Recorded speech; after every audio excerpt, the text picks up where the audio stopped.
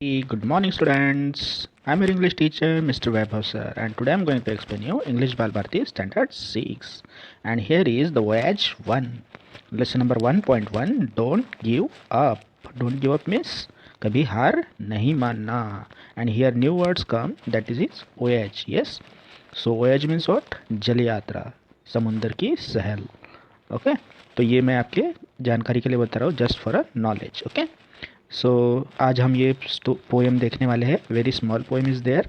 This poem road by fabric carry. Okay so मैं पहले stanza by stanza इस poem को रीड करूँगा, आफ्टरवर्ड एक्सप्लेन करूँगा. Okay so now I am going to read this poem first of all. So listen very carefully. If you have tried and have not won, never stop for crying. All that's great and good is done just by patient trying. Though young birds in flying fall, still their wings grow stronger, and the next time they can keep up a little longer.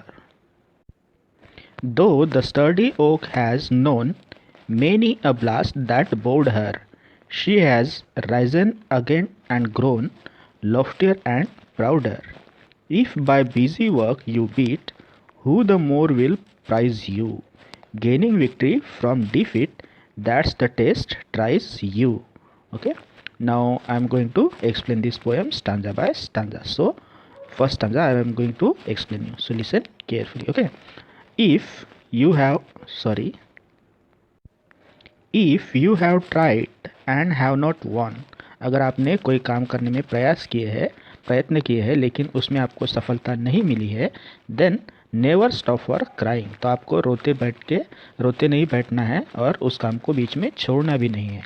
All that's great and good is done just by patient trying. दुनिया में जो कोई भी बड़े और अच्छे काम हुए हैं वह किस वजह से हुए? Just by patient trying means हमें वह काम सिर्फ संयम से ही हुए हैं. उसके लिए हमें वेट करना पड़ता है. एक ही बार में बड़े बड़े काम नहीं होते हैं, ऐसा पोएट का कहना है. सो हमें पेशेंस रखना भी बहुत ज़रूरी है, तभी हमें क्या मिलेगी? सफलता मिलेगी, और वही काम बार बार करना चाहिए. Now second stanza. Though young birds in flying fall. Though means जबकि, एंड यंग बर्ड्स मीन्स जो न्यू बॉर्न बेबी होते हैं ना बर्ड्स के, that's called young birds. Okay so though young birds in flying fall. Young birds जो होते हैं, छोटे बच्चे जो होते हैं बर्ड्स के, वो क्या करते हैं? जब कभी भी उड़ना चाहते हैं तो वो क्या हो जाते हैं? नीचे गिर जाते हैं. Still their wings grow stronger. और कब तक नीचे गिरते हैं? जब तक उनके विंग्स जो है वो स्ट्रॉन्गर नहीं हो जाते. विंग्स मीन्स उनके पंख. ओके तो उनके पंख जब तक स्ट्रॉन्गर नहीं हो जाते, स्ट्रॉन्गेस्ट नहीं हो जाते, तब तक वो क्या होते हैं? नीचे गिरते रहते हैं. लेकिन जब उनके पंख स्ट्रॉन्ग हो जाते हैं तब क्या होता है?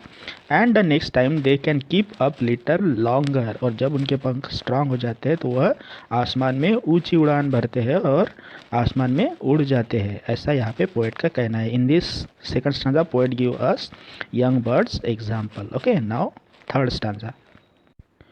दो the sturdy oak has known. Sturdy oak नाम का एक पेड़ होता है जो स्ट्रांगनेस के लिए जाना जाता है. इसकी लकड़ी जो है इस पेड़ की वो बहुत ही स्ट्रांग होती है. So sturdy means strong. Okay you can see in this hard word also given in, यहाँ पे नीचे आप लोगों को नीचे दिए हुए हैं. Okay so though the sturdy oak has known many a blast that bowed हर.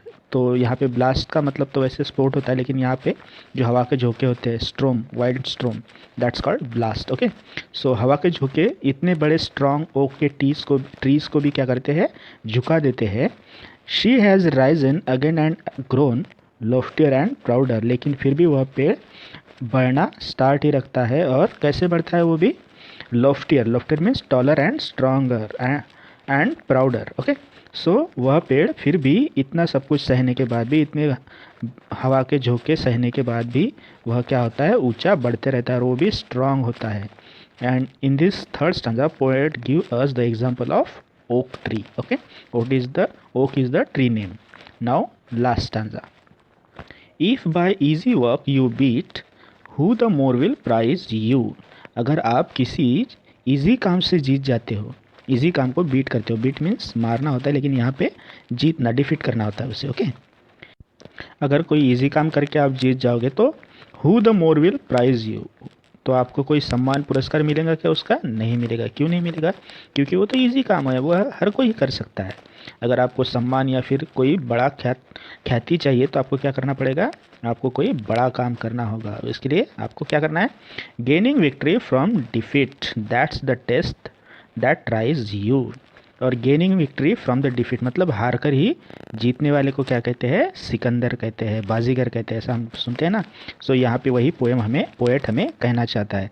और उससे क्या साबित होता है? That's the test that tries you. और यही परीक्षा की घड़ी होती है। इसी से ही पता चलता है कि आपने क्या किए हैं, प्रयास किए हुए हैं। जब आप कोई हार्ड काम करने में सफलता प्राप्त करते हो, एक ही झटके में आपको सफलता मिलेगी क्या? वहाँ पे नहीं, आपको उस काम को बार बार करते रहना होगा, दोहराना पड़ेगा और पेशेंस भी रखना पड़ेगा, तब जाके आपको क्या मिलेगी? सफलता मिलेगी। ऐसा पोएट ने इस पोएम में हमें बताया। This is very motivational and inspiring poem given to you. Okay, now exercise. Question number 1, have you ever given up on something good? So poet हमें कहना पूछ रहा है अभी कि क्या अभी आपने कोई काम स्टार्ट किया और उसे बीच में ही छोड़ दिया है क्या? इफ़ अगर ऐसा हुआ है सो share your story with your friend. तो आपको आपकी स्टोरी जो है वो फ्रेंड के साथ शेयर करनी है। आपने छोड़ दिया अभी काम को बीच में ही।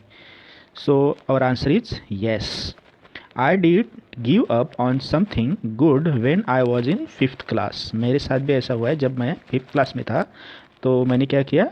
एक काम को बीच में ही छोड़ दिया था हार मानकर। I was selected to take part in a singing contest. क्या हुआ था कि मैं सिंगिंग कॉन्टेस्ट में क्या हो गया था? सिलेक्ट हो गया था, पार्टिसिपेट कर रहा था।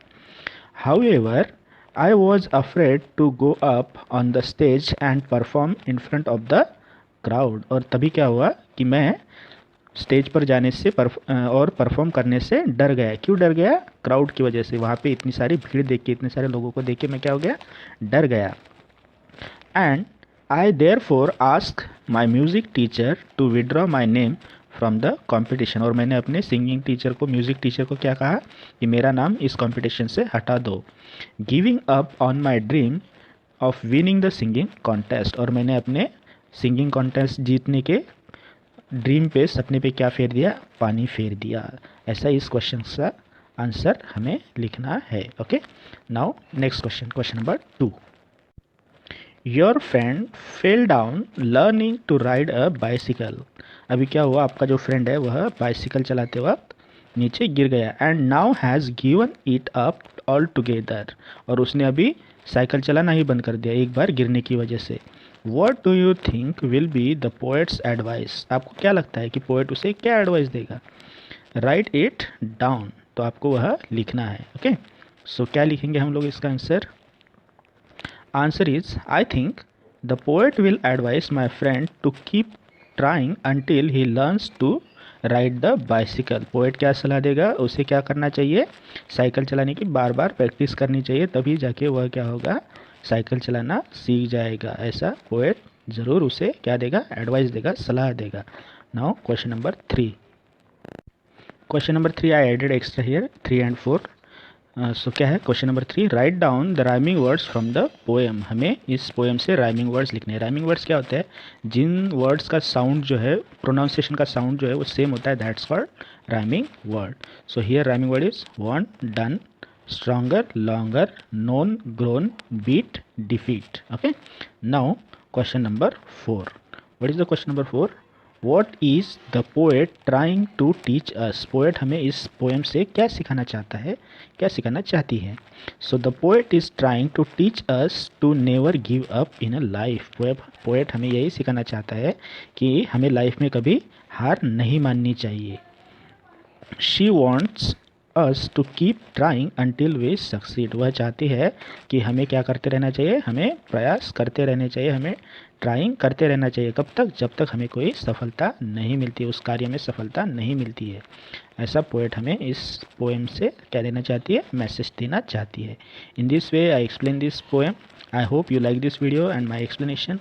If you have any doubt, any queries, you can write me in comment section. Okay, and thank you for watching this video.